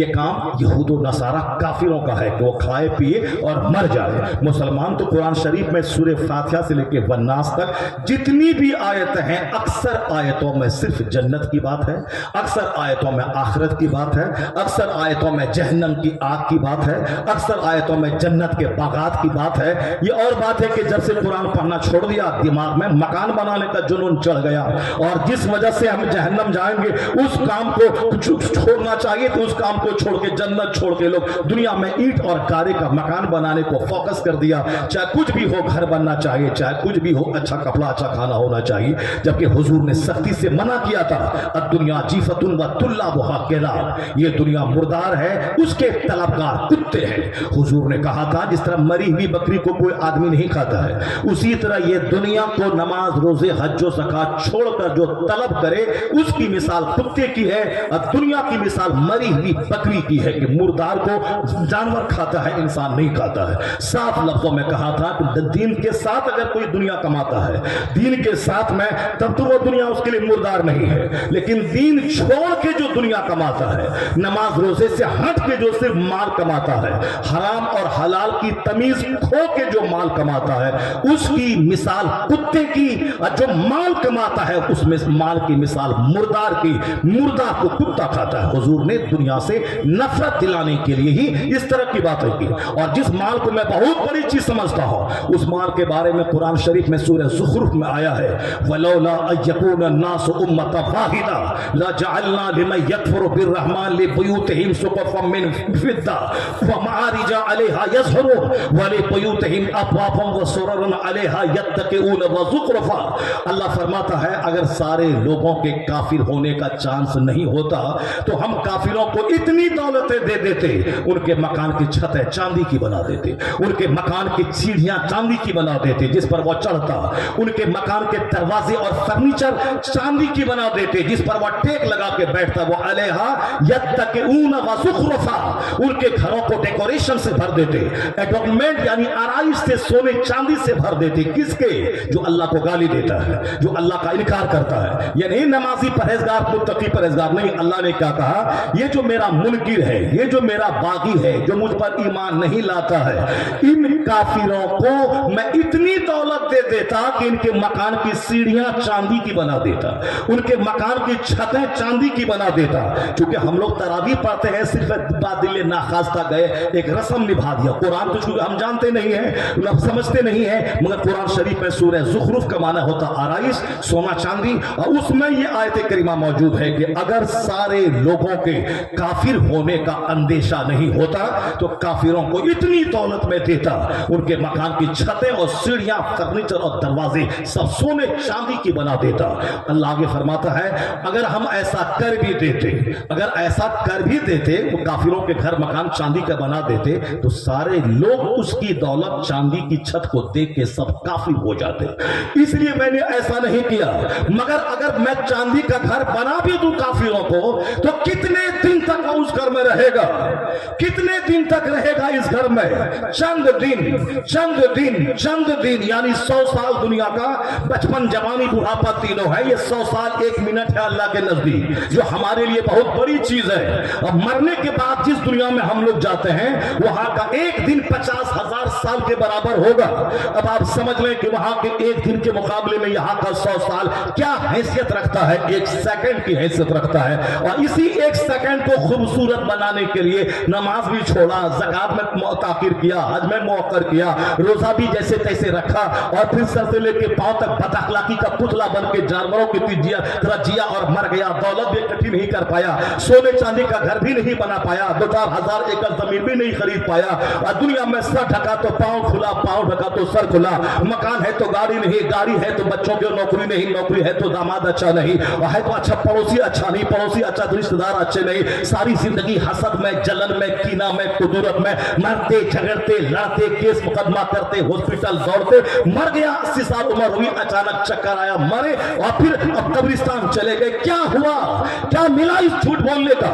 اگر جھوٹ بول کر 10,000 ایکڑ زمین خرید لیں تو جانے, اگر جھوٹ بول کر 50 مکان 50 شہر میں خرید لیں تو جانے, اگر جھوٹ بول کر 10-20 کلو سونا گھر میں اکٹھا کر لیں تو جانے, جھوٹ بول کر خوبصورت بیٹا پیدا کر لیں تو جانے, جھوٹ بول کر ہر سارے دشمنوں سے بری خوشحال آرام دہ زندگی گزارے تو جانے, جھوٹ بول کر کچہری کورٹ نہ جانا پڑے, ہاسپٹل نہ جانا پڑے, فزیکل اعتبار سے ہیپینس رہے زندگی میں تو جانے. یہاں تو بیماری پیچھے ہے, یہاں تو آزاری پیچھے ہے, یہاں تو حسد پیچھے ہے, سماج کا جلن پیچھے ہے, دشمن پیچھے ہے, اولاد کی بغاوت پیچھے ہے, بیوی کی نافرمانی پیچھے ہے, موسم کی ناخوشگواری پیچھے ہے. ان سارے بیچ میں کون اچھی زندگی بسر کرے گا؟ اسی میں ہاتھا تھاپی میں 100 سال گزر گئے. اب آیا فرشتہ, دبایا نریٹی, چلو قبرستان.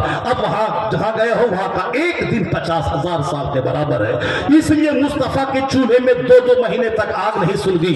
حضور نے پانی اور کھجور پہ گزر بسر کیا تاکہ میرے غلاموں کو جب غریبی میں ایمان بچانا مشکل سمجھ میں آئے تو اپنے پیغمبر کے 2 مہینے کے چولہے میں آگ نہ سلگانا اور کئی دن فاقے سے رہنا, مصطفیٰ کی زندگی کو دیکھ لے, غربت میں جینے کا حوصلہ بھی آئے.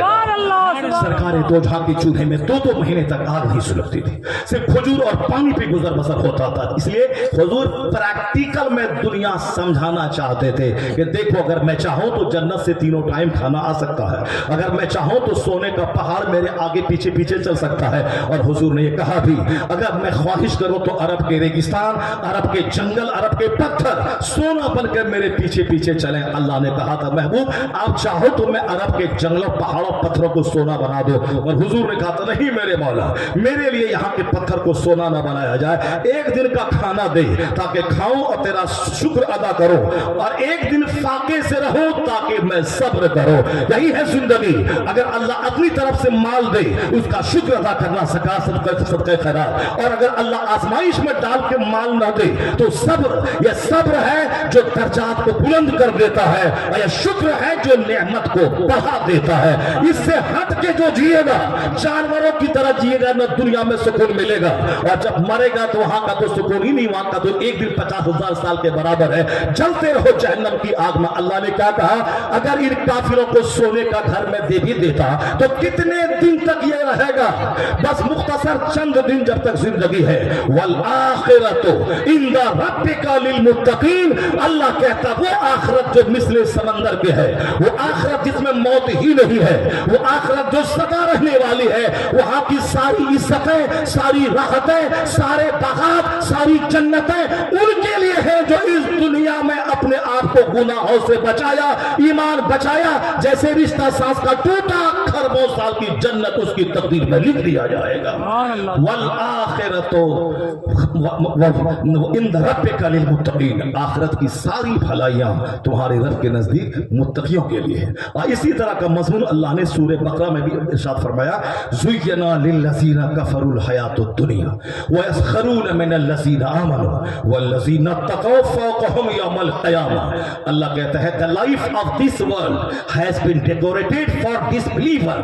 अल्लाह ने इस दुनिया की जिंदगी को काफिरों के लिए सजा दिया है। डेकोरेटेड ज़ुय्यना लिल्लज़ीना कफरुल हयातुद दुनिया, मुज़य्यन कर दी गई है, खूबसूरत। यही वजह है कि काफिरों में दौलतें भी ज्यादा हैं, मकानात ज्यादा हैं, उनके पास आज की तारीख में सल्तनतें भी ज्यादा हैं। 60 मुल्क कलमा पढ़ने वालों के कब्जे में है, तो 150 मुल्क उन कुफार मुशरिकीन के पास मौजूद है। तो यहाँ मुल्क भी उनके पास ज्यादा है, दौलतें भी उनके पास ज्यादा हैं, मकानात भी उनके पास अच्छे हैं। बड़े बड़े शहरों में घुस के देखें, मुसलमान बीड़ी बेचता है, ठेला बेचता है, अक्का दुक्का कोई अरबपति करोड़पति है। ज्यादातर मुसलमान इसी औसत दर्जे की जिंदगी गुजार रहा है। सर ढको तो पांव खुले और पांव ढको तो सर खुले।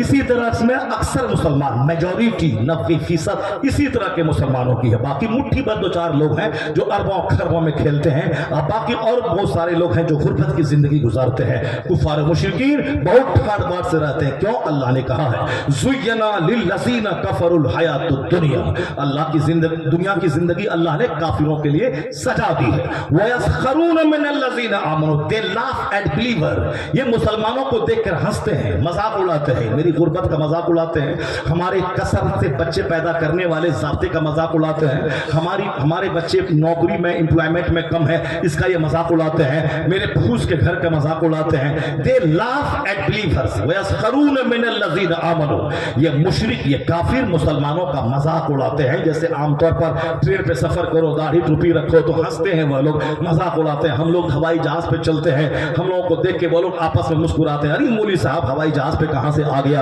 ये हवाई जहाज पे कहां से आ गया। जब पता लगता है तो वो जिंदगी में पहली बार फ्लाइट पे बैठा है, क्योंकि उनका बेटा बेटी ससुर दामाद कोई मर गया है, इसलिए वो जा रहा है, मैयत में जा रहा है, पहली बार वो बैठा है। और यहाँ तो हर महीने में बार-बार सफर हो रहा है, मगर चूंकि उसका एक मिजाज है हंसना, मुसलमानों का मजाक उड़ाना। अगर तरह ट्रेन में देख लिया तो 2-4-10 काफिरों का ऊपर लपक जाना, उसको मार देना। मूव लिंचिंग जो हिंदुस्तान में एक नई चीज दुनिया वालों ने देखा, यार एक मूव है, एक जमात आई, एक आदमी को देखा नमाज पढ़ता हुआ, सबने अटैक किया और मार दिया। एक दाढ़ी टोपी वाला जा रहा है, लिया मार दिया। और हमारे भी लोग उसी तरह मर गए और मरने के लिए पैदा होते हैं। न इसके पास सेहत है, न तंदुरुस्ती है, न हिकमत है, न इल्म है, न जीने का सलीका है, बल्कि गए और वहां जाके काफिरों का घोंसा खाए और मर गए। हिकमत बड़ी चीज है, सेहत बड़ी चीज है, इस्लाम सेहत पे जोर देता है। अल्लाह के रसूल फरमाते हैं अल मोमिनुल कवी जो खैरु व अहब्बु इलल्लाह तआला मिनल मोमिनिज़ ज़ईफ़, ताकतवर मोमिन अल्लाह को पसंद है। ताकतवर मोमिन जो हज करेगा, 10 किलोमीटर पैदल चलेगा, दूसरों का बोझ उठाएगा। ताकतवर मोमिन वो होगा जो गुनाहों से बचेगा। नमाज रोजे से ताकत मिलती है, रूहानी ताकत मिलती है, कुरान पाक की तिलावत से स्पिरिचुअल फोर्स मिलती है। मगर यहाँ गुटखा खा के, काफिरों की पैरवी करके, दिन रात तनीमा देकर, दिन रात जिस तरह कुत्ते हड्डी को देखते हैं, उसी तरह हमारे चंद छोकरे गली कूचे में दूसरों की माँ बहन बेटी पर निगाहें टिकाते हैं। इनका चेहरा बिगड़ा हुआ, इनकी आंखें धसी हुई, इनका गाल चिपका हुआ, इनका शादी से पहले ही ये नामर्द बन गया है। इसको चूंकि कोई शऊर जिंदगी नहीं है कि कैसे जीना है, ये नमाज क्या देती है, ये रोजा क्या देता है, ये हज क्या देता है, ज़कात क्या देती है, ये सुन्नतों पे अमल मुझको क्या देता है, ये सारी चीजें हमारे लिए बोझ नहीं है। ये नमाज सबसे बड़ा जरिया है ताकतमंद और सेहतमंद रहने का।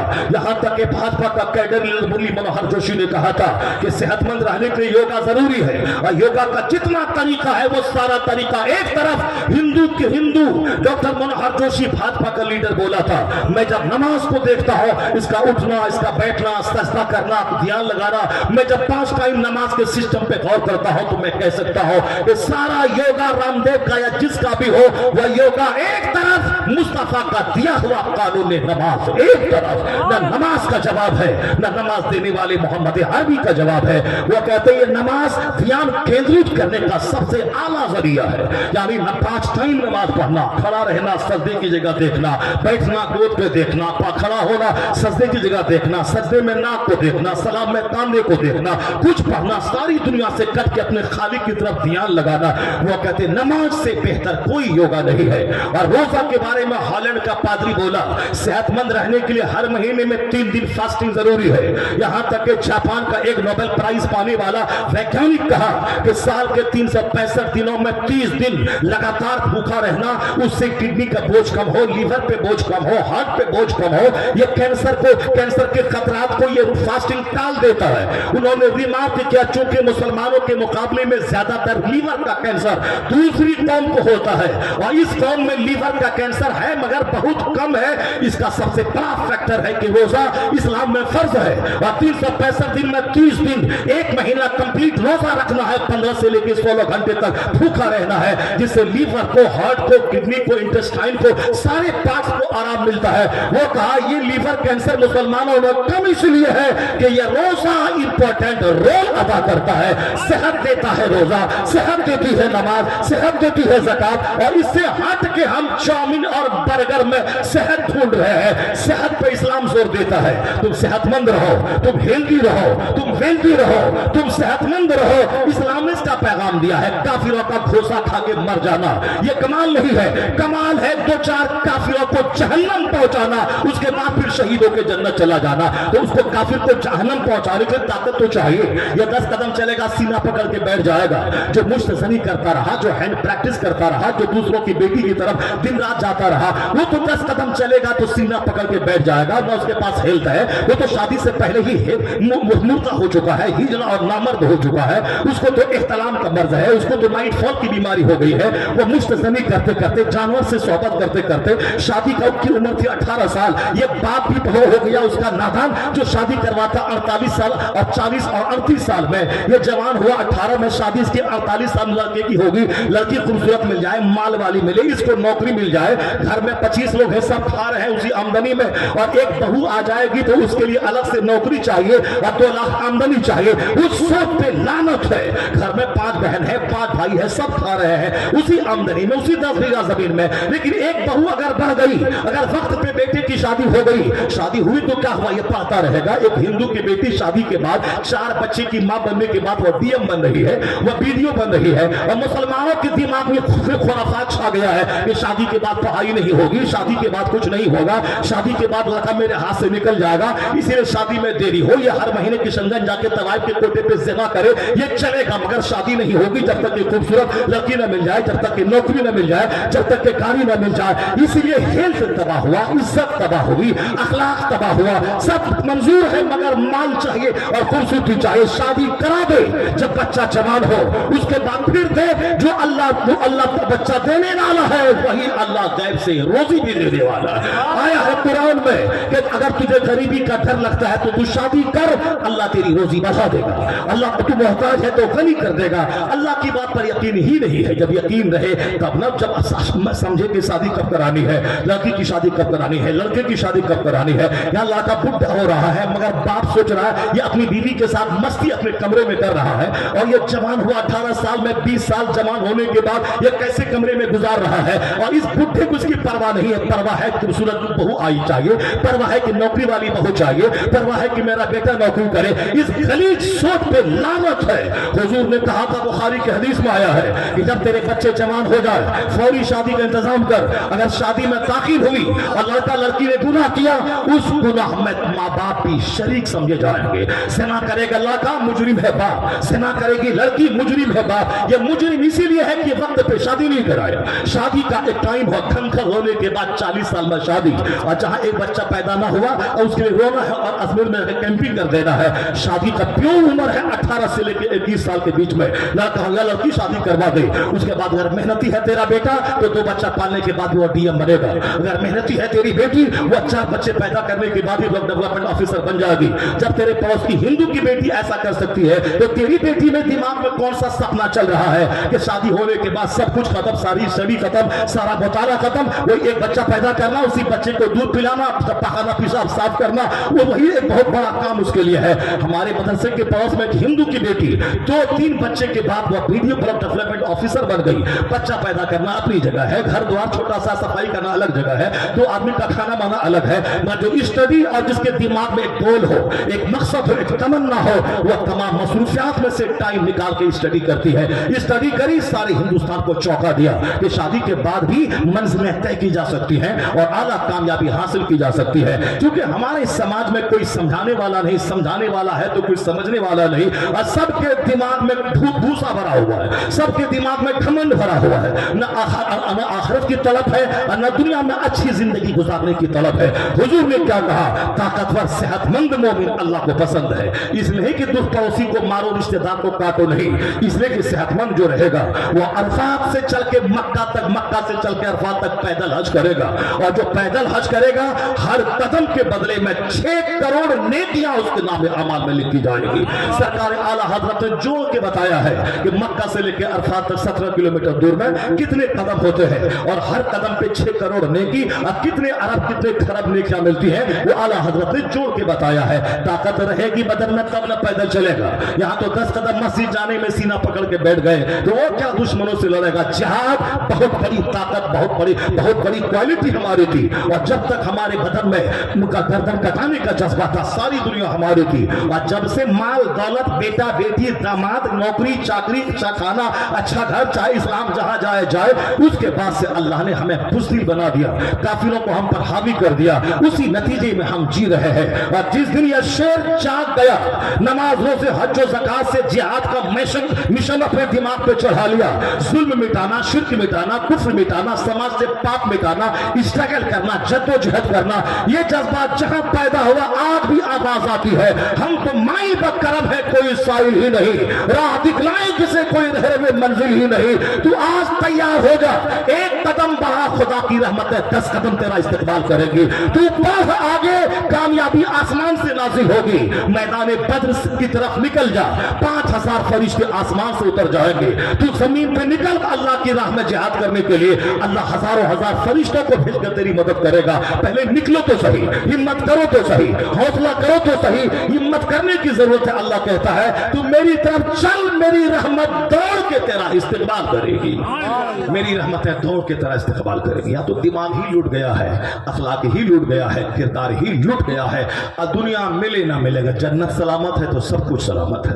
دنیا ملے نہ ملے, ایمان سلامت ہے تو ہم سے بڑا دھنوان کوئی نہیں ہے. قرآن پاک میں اسی ٹاپک پہ زیادہ زور دیا گیا ہے. کیا کہا اللہ نے؟ آخرت کی ساری بھلائیاں متقی کے لیے ہے. والذین اتقوا فوقہم یوم القیامہ. یہ کافر تم پہ ہنستے ہیں, صرف تم صبر کرنا اور تقوی کی زندگی بسر کرنا, یعنی اپنے آپ کو گناہوں سے بچانا. ایسا نہیں کہ کمانے کا موقع نہیں ملا اس لیے ہم نے نہیں کمایا.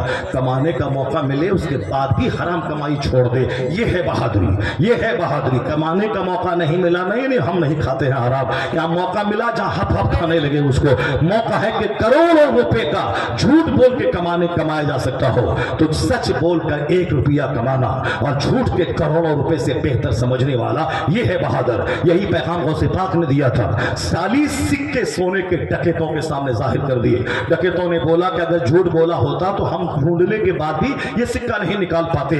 غوث اعظم کا تیور اس کو سمجھایا, 40 سکوں کی کیا حیثیت ہے جس کی خاطر میں جھوٹ بولوں. 40 پہاڑ بھی گولڈ کا کوئی دے دے اور کہے جھوٹ بولو یہ تجھ کو مل جائے گا. غوث اعظم کا تیور ان ڈکیتوں کو سمجھایا تھا کہ 40 پہاڑ سونے پہ تھوک دیا جائے گا, اپنی زبان کو جھوٹ سے بچا لیا جائے گا. یہ ہے ہمارے بزرگوں کا کریکٹر. گئے ایک گاؤں میں حج کے لیے جاج سفر کر رہے تھے. یہ گاؤں میں قیام ہوا, سب سے غریب ترین آدمی کے گھر غوث اعظم قیام پذیر ہوئے. علاقے کے سارے مالدار مریدوں کو خبر ہوئی, سب نے ہاتھی گھوڑا مال لے کے سب آ گئے. اس غریب کا گھر مال کے تحفے کے مال سے بھر گیا. لوگوں نے سوچا کہ اب اس کو بورا میں پیک کر کے لے کے جائیں گے, مگر میرا غوث ایک سوئی تک نہیں لیا, سارا سامان چھوڑ کے آگے کی طرف چلے گئے. اس غریب جس کے گھر میں ٹھہرے تھے سارا مال ان کو گفٹ کر دیا. جب واپس آئے تو گاؤں کا سب سے غریب آدمی تھا وہ جس کے گھر میں آپ قیام پذیر تھے, لیکن جب واپس آئے تو گاؤں کا سب سے بڑا مالدار ترین شخص ہو چکا تھا وہ جس کے گھر میں آپ قیام پذیر ہوئے. یہ ہے کہ دنیا باہر رہے, دنیا دل میں نہ رہے, اور یہاں ہپ ہپ کر کے کھانا, جھوٹ بولیں, چاہے جوا کھیلیں, چاہے سود کھائیں, جیسے بھی ہو دنیا چاہیے. آج کل عورتوں میں بھی بہت ہوس ہے مال کمانے کی. یہ گروپ چلانا, سود کا گروپ چلانا, اجنبی مردوں سے باتیں کرنا, اجنبی مردوں سے مسکرانا. شوہر دلی پنجاب میں ہے, وہ اجنبی مرد بولا اس مہینے کی قسط ہم بھر دیتے ہیں, وہ بھر دیا. محبت پیدا ہوئی, آنکھ ملی, پھر وہ رہو تم پنجاب میں ریڈی چلاؤ, یہاں تیری عزت پہ हमला, तेरी आबरू पे हमला। ये ग्रुप समूह वाला जो सूद का चक्कर है, कितनी लड़कियां भागी लड़कों के साथ, कितना घर तबाह हो गया। नहीं कुछ तबाह हुआ तो कम से कम ये पर्दे में रहने वाली बेपर्दा हो गई, माल दौलत की हिर्स में जीने वाली बन गई, और टेंशन में जब किस्त न पैसा उठा लिया उसके बाद किस्त नहीं दे पाया तो जहर खा के मर रही हैं औरतें दूसरों के साथ भाग रही है। क्यों ऐसा करना? मुस्तफा ने क्या कहा था? जब सुबह करो तो शाम का इंतजार मत करो, शाम करो तो सुबह का इंतजार मत करो, अपने आप को मुर्दों में शुमार कर ले। और हुजूर ने क्या कहा था? कनकटी मरी हुई बकरी का कान पकड़ के, तुम में से कौन है जो इस मुर्दार बकरी को खरीदे? साहबा ने कहा था हुजूर ये जिंदा भी रहती तो भी कोई नहीं खरीदता, बच्चे जाए कि मर चुकी है कौन खरीदेगा? हुजूर फरमाते वल्लाहि मद दुनिया लहवन, अल्लाह की कसम ये दुनिया इस मरी हुई बकरी से ज्यादा जलील है अल्लाह के नजदीक। जैसे तुम्हारे नजदीक जब मुर्दार बकरी ऐबदार है और तुम्हारे नजदीक जलील है, तुम इसको एक पैसे हमें नहीं खरीद पाओगे, मुफ्त भी में तो भी नहीं खरीद पाओगे, इससे भी ज्यादा जलील है ये दुनिया अल्लाह के नजदीक। जिस दुनिया को कनकटी मरी हुई बकरी से ज्यादा जलील मुस्तफा ने कहा है, उस दुनिया के लिए झूठ बोलना, उसके सूद खाना, उस दुनिया के लिए नमाज रोजे छोड़कर आखिरी हद तक चला जाना, ये कहां की अकलमंदी है? दुनिया भी सूखी रहेगी और आखिरत की आग इस्तेमाल करेगी। दुनिया में हिम्मत दिखा, वल्लज़ीना तक़ौ फ़ौक़हुम यौमल क़यामा, मुसीबत उठा ले मगर झूठ मत बोल। घर में फूस का घर बना, पुख्ता तुम घर भी बना लेगा तो भी छोड़ के तो मरना ही पड़ेगा। फूस का घर रहने दे, मगर सूद का कारोबार मत कर, झूठ का कारोबार मत कर। हलाल का एक टका हराम के 1 करोड़ पे भारी होता है। हराम खा के हज करने जाएगा तो काबा में मगर मर जाए तो भी दुआ कबूल नहीं होगी, और हलाल खा के अगर काबा नहीं जा सका, अपने मोहल्ले की मस्जिद में हलाल खा के दुआ कर, जो दुआ काबा में हराम खा के कबूल न हो वो दुआ हलाल खा के मोहल्ले की मस्जिद में दुआ कबूल हो जाएगी। यही हमारे बुजुर्गों ने कहा, जब माल चाहे जैसे भी हो, नमाज छोड़ के हो, झूठ बोल के हो, चाहे हराम तरीके से हो, ये जुनून जब से चाहा हम बुज़दिल हो गए, ये जुनून जब से चाहा हमारे बच्चे बाकी नाफरमान हो गए, ये जुनून जब से चाहा हमारी आबरू गैर महफूज हो गई, क्योंकि जब माल पे नजर चली गई, इसीलिए सारी अच्छी क्वालिटीज खत्म हो गई, हम खोखला हो गए, हम काफिरों के नजदीक सलील हो गए। और यही पैगाम मुस्तफा ने दिया था, आखिर जमाने में दुनिया की सारी काफिर कौमें तुझे खाने के लिए एक दूसरे काफिरों को आवाज देंगी। हजरत स्वाबान इस हदीस के रावी हैं और अबू दाऊद शरीफ की रिवायत है, सरकार फरमाते हैं जिस दस्तरखान बिछा के लोगों को आवाज दी जाती है आओ खाना खाओ, उसी तरह सारे काफिर एक दूसरे को आवाज देंगे आओ मुसलमानों को खा जाओ। सब मुस्तफा साहबा ने सवाल किया सरकार क्या हम लोग कम रहेंगे जिसकी वजह से ऐसा दिन देखने को मिलेगा?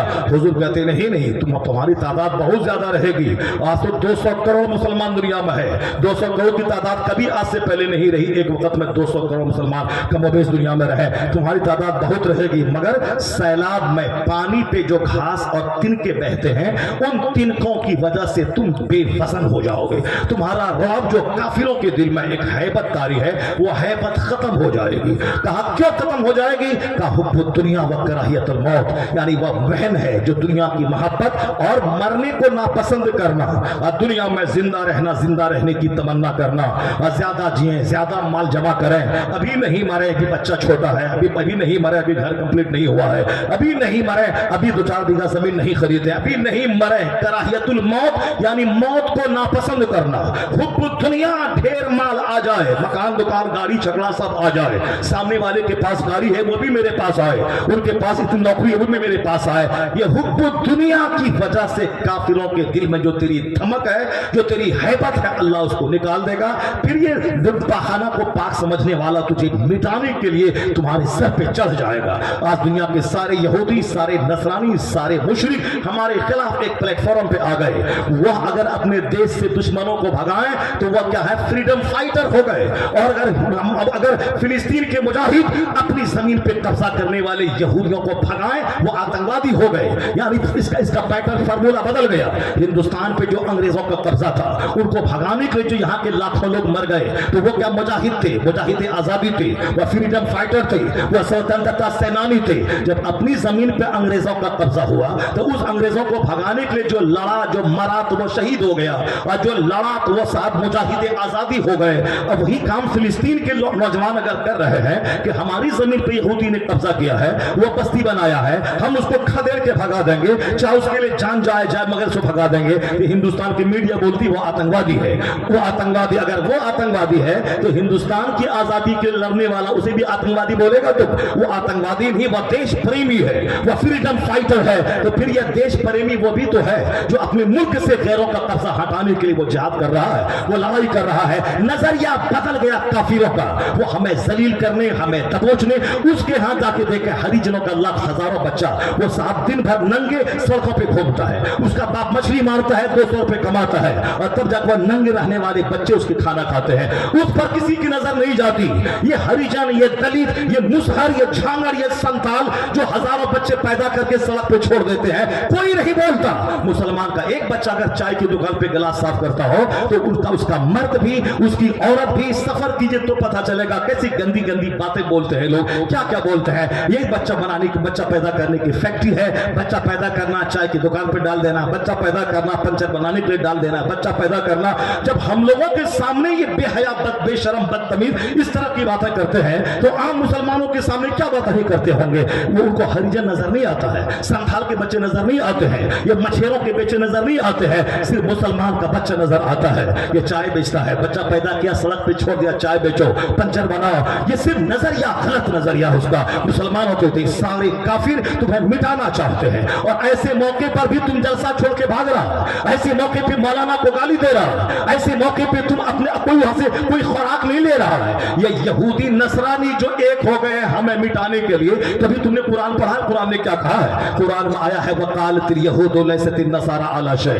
कुछ उलमाए किराम से सूरह बकरा पहले पारे में आया है, ये यहूदी कहते हैं नसरानी 0/0 कुछ नहीं है, नसरानी काफिर है, और नसरानी कहते हैं यहूदी कुछ नहीं है। वकालतिल नसारा लैसतिल यहूद अला शै, नसरानी कहते हैं यहूदी 0/0 कुछ नहीं है, काफिर है।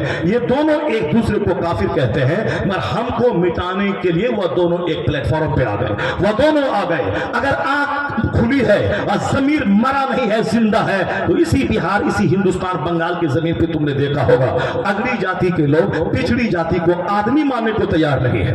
उनके अगर मंदिर में घुस जाए तो पूरे मंदिर को धोया जाता है। अगर उनका आदमी कोई हरिजन ब्राह्मण का गिलास में पानी पी ले तो उसको मारा जाता है। हिंदुस्तान के इतिहास सबको मालूम है। लोग क्या क्या नजरिया रखते हैं, ये दलित लोग, ये हरिजन लोग, ये आदि शूद्र लोग, ये लोग कहां से पैदा हुए हैं और किस काम के लिए पैदा हुए हैं, ये सारी बातें मुझसे ज्यादा आप जानते होंगे। तो जो दूस आदमी मानने को तैयार नहीं है, अब ये सारे यूनाइट हो रहे हैं तुझको मिटाने के लिए, तुमको मिटाने के लिए। अब सारी जंगें खत्म हो गई कि हम उसको मारे, वो हमको मारे, हमको मिटाने के लिए यूनाइट हो गए। और तुम हो अंसारी की जंग लेके बैठे हो, जोलाहा की जंग लेके बैठे हो। हम शेख है, या अंसारी है, या नदाफ है, या जोलाहा है, या शेख है, या पैठान है। पीर के नाम पे जंग है, मस्जिद के नाम पे जंग है, ईदगाह के नाम पे जंग है। तुम्हारा नेता दिल्ली में बैठा है एयर कंडीशन महल में, और तुम उसके नाम पे अपने भाई को ज़बह कर रहे हो। उसके नाम पे तुम कब्रिस्तान को लगाए, तुमने अड्डा बनाया हुआ है। ये एमसीसी का है, वो साहब उस पार्टी का है, ये साहब सीपीएमएल का है,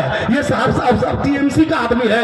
ये टीएमसी या सीपीएमएल के नाम पे मस्जिद में जंग है, मदरसा में जंग है, जलसा में जंग है, मदरसे में जंग है। ये सारे काफिर जो एक दूसरे को आदमी मानने को तैयार नहीं थे, वो सब तुम्हें मिटाने के लिए यूनाइट हो गए। वो यहूद और नसरानी जो एक दूसरे को काफिर कहता है, वो तुमको मिटाने के लिए एक हो गए, और तुम टुकड़े टुकड़े गैंग में बदल गए। और पॉलिटिकल पार्टी के नाम पे कब्रिस्तान में जंग, मस्जिद में जंग। अगर जमीन जिंदा है तो अल्लाह ने जो कहा है उसकी बात मान। अल्लाह ने कहा है तुमको एक आदम से मैंने पैदा किया है, और तुमको अलग अलग कबीले में इसलिए बनाया है ताकि एक दूसरे की पहचान बाकी रहे। वजअलनाकुम शुऊबन व क़बाइला लितआरफू, ताकि आपस में इंट्रोडक्शन रहे। अब्दुल्ला नाम का 50 बेटा समाज में है, तो कौन अब्दुल्ला? इसीलिए फला खानदान का अब्दुल्ला, फला खानदान का अब्दुल्ला, ताकि आपस की पहचान बाकी रहे। ये घमंड का इशू नहीं कि मैं पठान हूं या जोलाहा है, ये घमंड का इशू नहीं है कि मैं शेख हूं और ये पठान है। जो तुमने घमंड का इशू बनाया है कि मैं बड़ा ये छोटा, और जो काम आज ब्राह्मण और दलित नहीं करता है वो काम तुम कर रहे हो। अपनी बेटी को नहीं देते, अपनी मस्जिद में उसको आने नहीं देते, और जबकि तुम्हारा मजहब कहता है। एक सफ में खड़े हो गए महमूद अयार, न कोई बंदा रहा न कोई बंदा नवाज। तुम्हारे पैगंबर ने कहा था لا فضل لعربی علی اجمی ولا لعجمی علی عربی ولا لابیض علی اسود ولا لاسود علی ابیض الا بالتقوی. مصطفیٰ نے کہا تھا there will be no any superiority for an Arab over a non-Arab, for a white man over a black man. کوئی superiority عربی کو اجمی پر, اجمی کو عربی پر نہیں ہے, نہ کالا گورے پر نہ گورا کالے پر فوقیت رکھتا ہے. اب اسلام آ گیا ہے, جو جتنا زیادہ اللہ سے ڈرے گا وہی عزت والا ہوگا, وہی سمان والا ہوگا. ہمارے ہاں تقوی کو, پرہیزگاری کو عزت کا اسٹینڈرڈ معیار بنایا گیا ہے. اگر جولہا کا بچہ کوئی ایمان والا متقی پرہیزگار ہے, وہ پٹھان کے بچے سے سپیریئر ہے جس کے پاس تقوی نہیں ہے. تقوی والا غیر تقوی والے سے سپیریئر ہے. کالا رہے چاہے گورا رہے, چاہے نطاف رہے یا صافی رہے, چاہے بہاری رہے یا اتر پردیشی رہے, چاہے ہندوستانی رہے یا عربی رہے یا اجمی رہے. حضور نے صاف لفظوں میں کہہ دیا, عرب و عجم کی جنگ ختم کر دینا, اونچی اگلی اور پچھلی کی جنگ ختم کر دینا. تم سب کے سب آدم کی اولاد ہو. تم میں سب سے زیادہ عزت والا وہ ہے جو جتنا زیادہ اللہ سے ڈرنے والا ہے. یہ ہمارا کریٹیریا ہے عزت کا, یہ ہمارا پیمانہ ہے عزت کا. وہ سارے پیمانے کو طاق پہ رکھ کے یہ کافر یونائٹ ہو گئے, اور ہم ہی لوگ مسجد کے نام پہ ٹکڑے ٹکڑے ہو گئے, قبرستان کے نام پہ ٹکڑے ٹکڑے ہو گئے, ہم لوگ پیر کے نام پہ ٹکڑے ٹکڑے ہو گئے, ہم لوگ اپنے مولوی کے نام پہ ٹکڑے ٹکڑے ہو گئے, ہم لوگ اپنے خاندان کے نام پہ ٹکڑے ٹکڑے ہو گئے. جب ٹکڑے ٹکڑے ہو گئے تو ذلیل کون ہوگا, تباہ و برباد کون ہوگا؟ اگر ضمیر زندہ ہے تو بھی قسم کھا لے کہ اب ہم نہیں لڑیں گے آپس میں رنگ کے نام پہ, خاندان کے نام پہ. اگر سارے کافر یونائٹ ہو گئے مجھے مٹانے کے لیے, اگر ضمیر زندہ ہے تو بھی یونائٹ ہوگا اسلام بچانے کے لیے. اور جس دن تو یونائٹ ہو گیا یہ سارے گیدہ بھاگیں گے. دنیا بھی تمہاری ہے, امریکہ بھی تمہارا ہے, چائنا جاپان بھی تمہارا ہے, حکومت تمہاری ہے, مرو تو مصطفیٰ کی جنت بھی تمہاری ہے. کہ محمد سے وفا تو نے تو ہم تیرے ہیں, یہ جہاں چیز ہے کیا لوح قلم تیرے ہیں. اللہ تبارک و تعالی ہم کو اور آپ کو سبوں کو اچھی سمجھ عطا فرمائے. قرآن شریف کی آیتوں کو سمجھنے, اس سے نکلنے والے نور کو اپنے سینے میں آبزرو کرنے کی توفیق عطا فرمائے. سرکار دو جہاں نے جو ہمیں جینے کا ہنر دیا ہے, اس اصول اور ضابطے کی روشنی میں دیندار اور متقی بن کر جینے کی توفیق عطا فرمائے. اللہ کہتا ہے والذین اتقوا فوقہم یوم القیامہ, جو متقی بن کے رہے قیامت کے دن یہی غالب آئیں گے, جب وہاں کھرب پتی ارب پتی بڑا بڑا منتری منہ کے بل گھسیٹ کر جہنم میں ڈال